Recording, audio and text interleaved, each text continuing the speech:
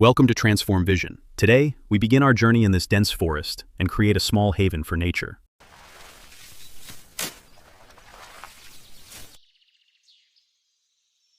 We carefully place stones and clay around the pit to ensure the water stays in place and becomes a shelter for wildlife.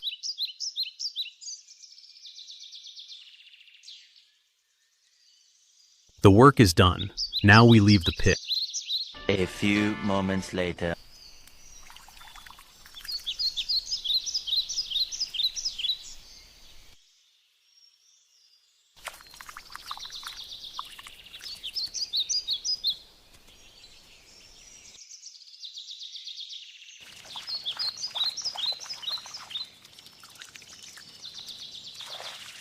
Three days later.